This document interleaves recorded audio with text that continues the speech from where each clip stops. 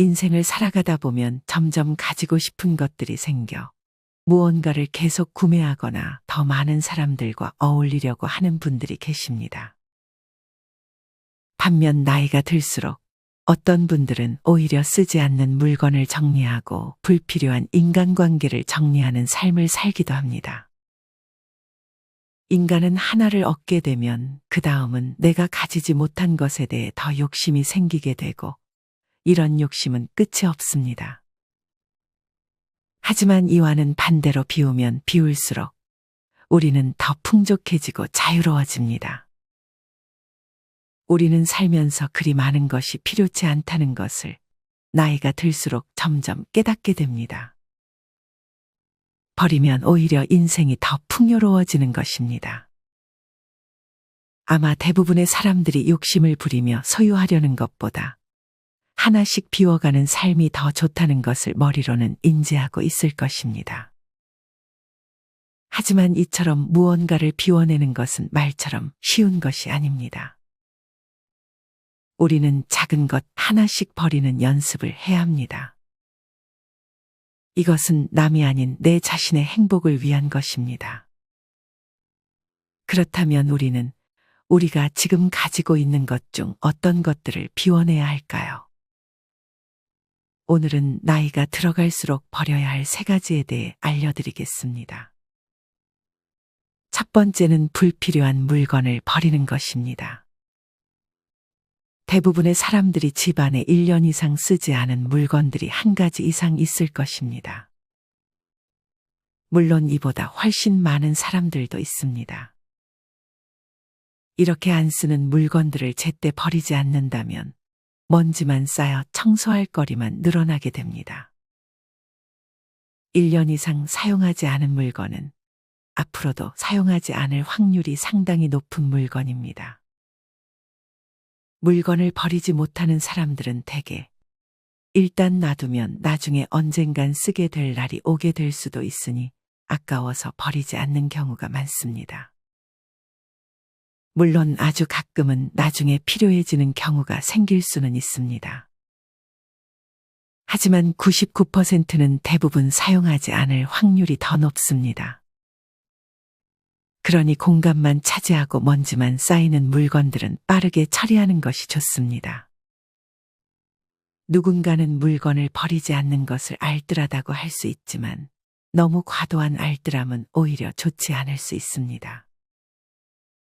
특히나 환경 호르몬이 많이 나오는 플라스틱 용기나 유통기한이 지난 방향제, 온갖 세균이 가득한 오래된 칫솔 등과 같은 물건들은 제일 먼저 처리해야 합니다. 이뿐만 아니라 물건을 잘 치우지 않게 되면 온갖 세균과 벌레들이 거기서 서식할 것입니다. 또한 신발을 너무 오래 신는 분들이 계십니다. 하지만 너무 낡은 신발은 오히려 우리의 관절을 안 좋게 만들 수 있습니다. 오래될수록 더 빨리 닳아버리기 때문에 신발의 제 기능을 수행하지 못하기 때문입니다. 이런 건강과 관절에 연관된 부분들은 특히나 신경 써서 버리거나 바꿔주는 것이 좋습니다. 사실 그래도 불필요한 물건들이 집에 그리 많지 않다면 크게 문제될 것은 없지만 간혹 물건을 집에 쓰레기처럼 쌓아 보관하시는 분들이 계십니다. 예전에 뉴스에서도 이것이 이슈가 됐었던 적도 있었습니다. 이런 행동을 우리는 저장 강박증이라고 부릅니다. 저장 강박증이란 사용 여부와는 관계없이 어떤 물건이든 버리지 못하고 쌓아두는 일종의 강박장애입니다. 이런 저장 강박증은 우리의 생각보다 많은 분들이 겪고 있는 증상입니다. 다음은 국립정신건강센터에서 제공한 저장 강박증의 주요 증상 체크리스트입니다. 첫째, 특정한 주제나 분야를 가리지 않고 물건을 저장한다. 둘째, 쌓여있는 물건으로 일상생활에 지장을 받는다. 셋째, 물건의 사용 여부에 관계없이 계속 저장한다. 넷째, 필요하지 않은 물건이지만 버릴 경우 불쾌한 기분이 든다. 5째, 유통기한이 지나 상한 음식임을 확인했음에도 버리지 못한다. 6째, 사소하고 작은 물건, 쓰레기에도 가치를 부여한다. 여러분은 이 중 몇 가지에 해당되시나요? 이 중에 대부분의 사항에 해당된다면 저장 강박증을 의심해 볼 수 있습니다. 이 같은 저장 강박증이 생기는 데에는 다양한 원인이 존재합니다. 전문가들은 우선 저장 강박 증상과 저장 강박증을 구분하는 것이 중요하다고 말합니다.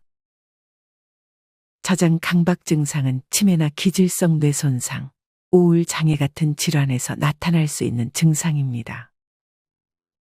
이렇게 저장 강박 증상을 보이더라도 모두가 저장 강박증인 것은 아닙니다. 저장 강박증은 정신적인 문제와 연관이 있습니다.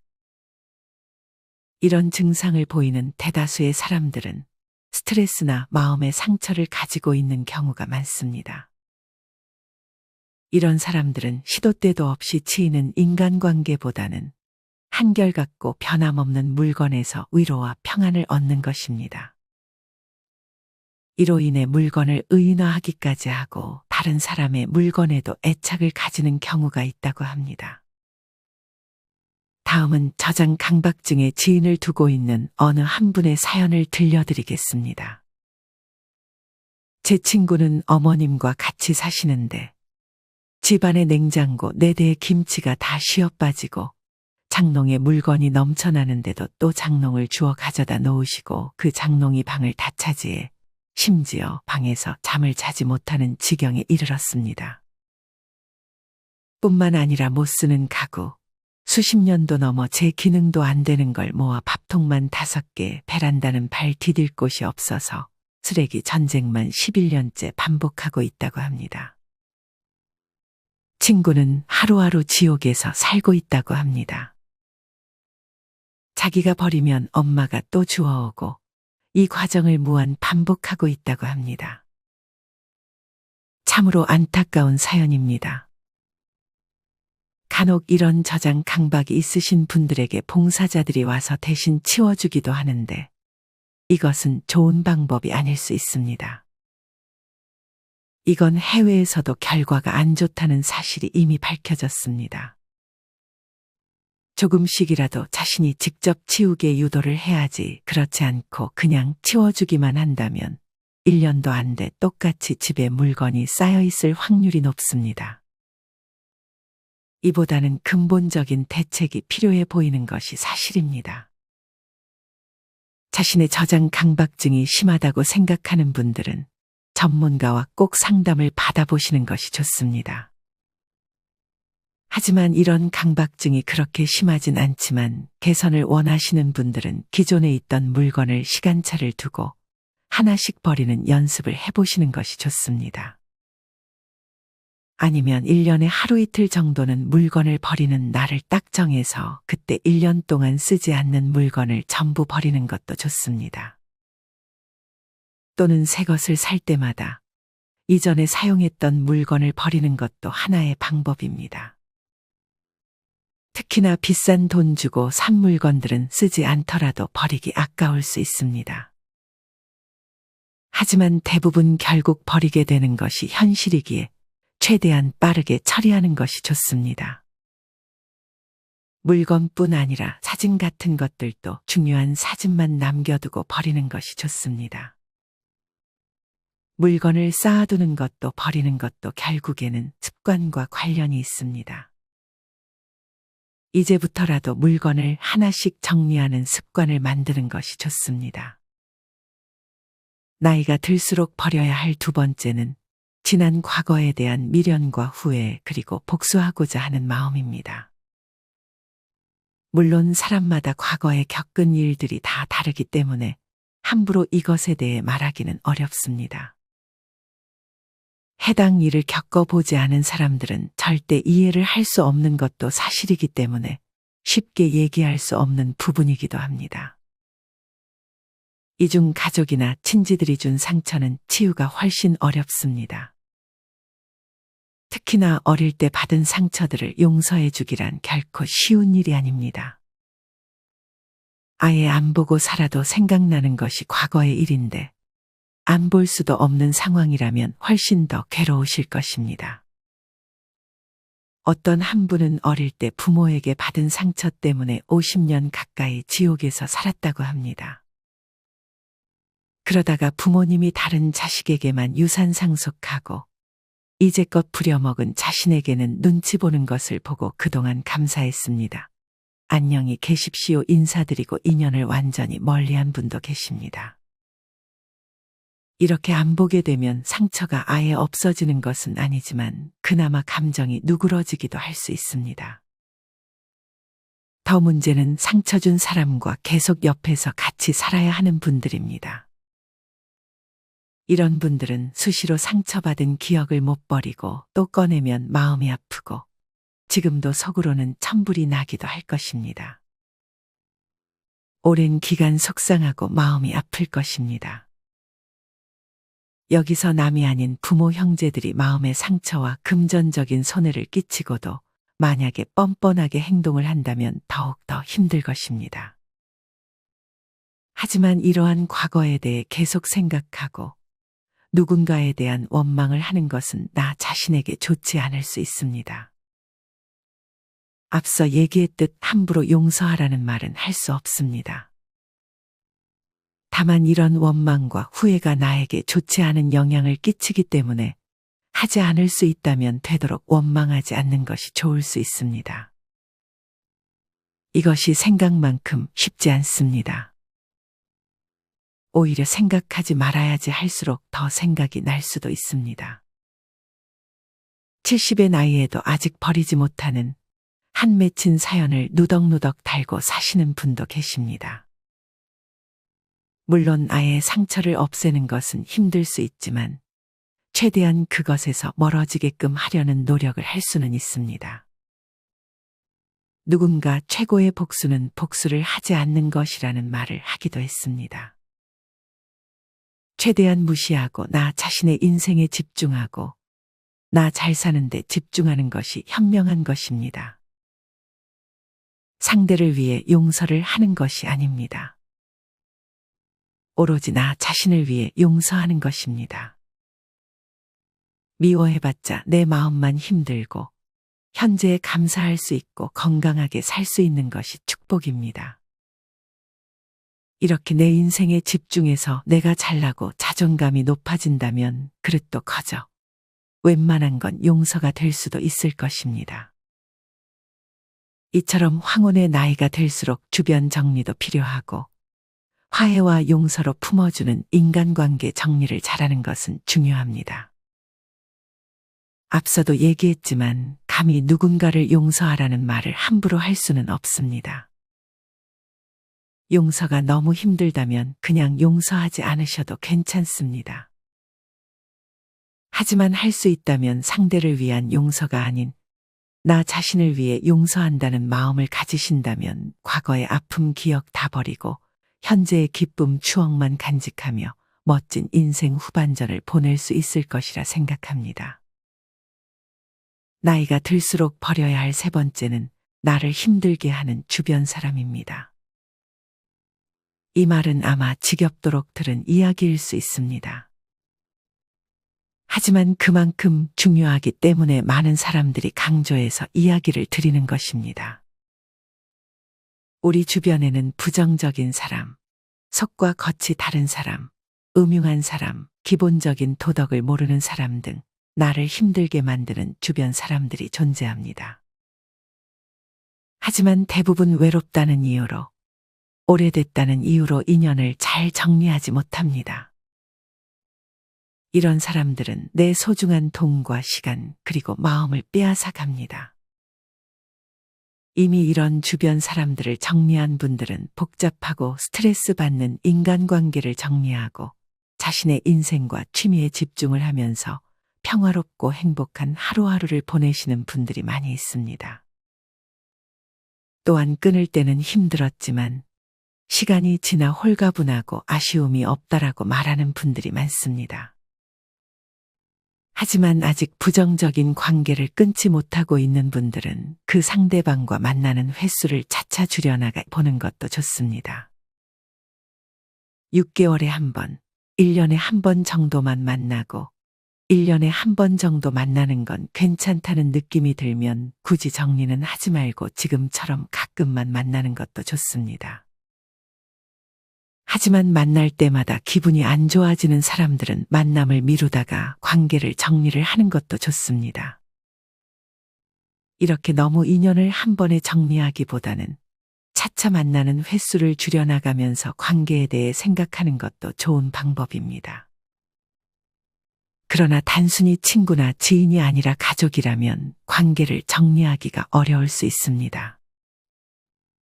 특히나 정말 나를 힘들게 하는 가족을 둔 분들은 계속 관계를 이어가지도 끊지도 못하는 힘든 상황이 발생할 수 있습니다. 이렇게 참다가 내가 몸이라도 안 좋아지면 이것은 앞서 설명드렸던 원망과 증오의 마음으로 이어질 수 있습니다. 상대가 변하는 것이 제일 좋지만 상대가 변하는 일은 거의 일어나지 않는 것이 현실입니다. 그렇다면 내가 할 수 있는 것을 해야 합니다. 그것 중 하나는 그냥 그러려니 하면서 사는 것도 있지만 이것은 쉬운 것이 아닙니다. 그렇기 때문에 오히려 최대한 인연을 멀리하는 것이 좋은 방법일 수 있습니다. 아예 관계를 끊진 않아도 최대한 안 보고 사는 것입니다. 아무리 가족이어도 제일 중요한 것은 여러분 자신입니다.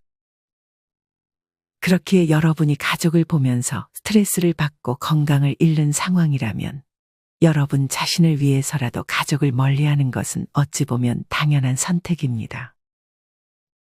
어떤 방법이든 정답은 없습니다. 자기 자신을 가장 위하는 방법을 선택하는 것만이 정답입니다.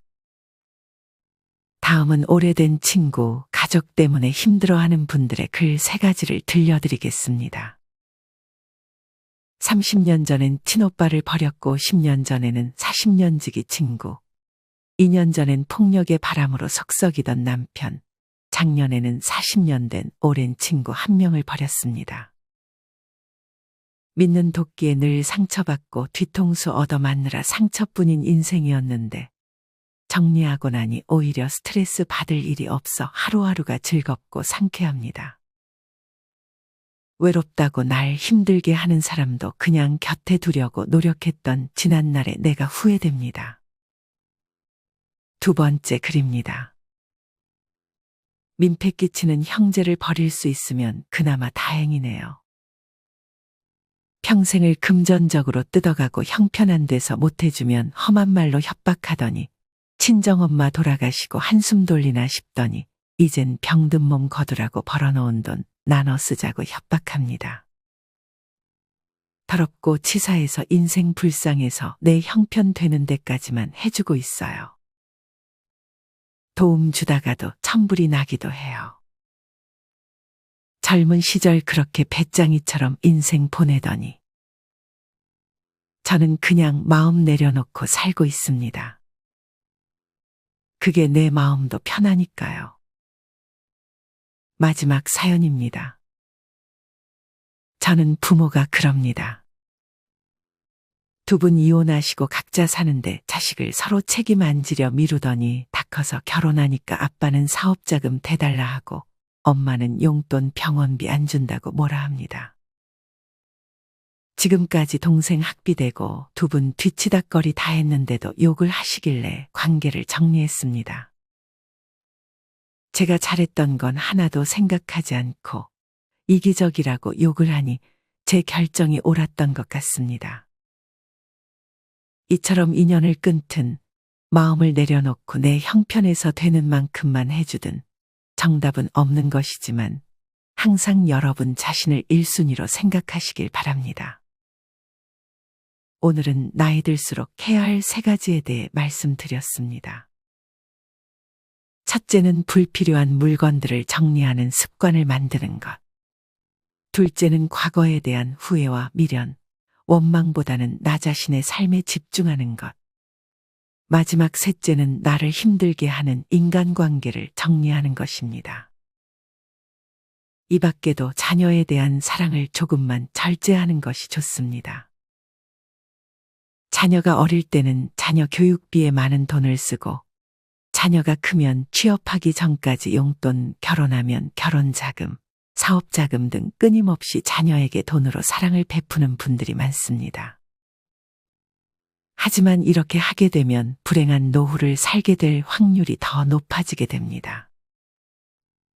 물론 자식들이 잘 되게 하는 것이 모든 부모님들의 마음일 것입니다. 하지만 여러분은 내 자신에게는 어떻게 대하고 계신가요? 부모의 희생은 결코 당연한 것이 아닙니다. 나 자신을 먼저 돌보고 그 다음이 자식입니다. 이 말은 제가 이전에도 많이 드린 말씀이지만 너무나 중요하기 때문에 반복해서 말씀을 드립니다. 꼭 명심하시길 바랍니다. 대다수의 분들이 오늘 제가 드린 얘기를 이미 전에 다 들어보고 알고 있을 것이라고 생각합니다. 하지만 이것을 행동으로 옮기는 것이 쉽지 않을 것입니다. 버리고 싶은 사람은 아직 곁에 있고 버리고 싶은 물건은 많은데 나중에 혹시나 필요해질까봐 버리지 못하는 것입니다. 하지만 이렇게 나에게 도움이 되지 않는 것들은 미련 없이 정리하는 것이 좋습니다. 이 사실을 깨닫는데 세월을 너무 많이 허비했다고 후회를 하시는 분들이 많습니다. 모든 걸 내려놓고 나니 너무 행복하다고 말씀하시기도 합니다. 이렇게 비울 것은 비우고 정리할 것은 정리한 후에 나 자신에게 좀 더 잘해주고 나에게 집중하는 시간으로 만드는 것이 좋습니다. 버리고 나면 그 에너지를 나 자신에게 쓸 수 있습니다. 이렇게 불필요한 것에 대한 집착보다는 지금 자기가 가지고 있는 것들에 감사하는 마음을 가진다면 그것이 곧 행복으로 연결되게 됩니다. 50 이후에는 물건 사람은 버리고 마음은 넓히라는 말이 있습니다. 여기서 제일 중요한 것은 그 50년 동안 잘못된 습관을 버리는 것입니다. 새로운 것을 배우는 것도 중요하지만 어떨 때는 자기의 안 좋은 습관을 버리는 것이 더 중요한 것입니다. 물론 이것은 쉽지 않습니다. 하지만 그것을 의식하고 조금씩 바꿔나가면 못할 것도 없습니다. 옳다고 생각한 것을 실행으로 옮기는 분들은 정말 대단한 사람입니다. 오늘 영상에서 말씀드린 내용을 하나만이라도 실행해 보셨으면 좋겠습니다. 만약 실행하셨다면 꼭 스스로를 칭찬해 주세요. 인생지혜가 우리 모든 구독자분들을 응원하겠습니다. 이상으로 오늘의 영상을 마치겠습니다. 다음에 더 좋은 내용으로 찾아뵙겠습니다. 감사합니다.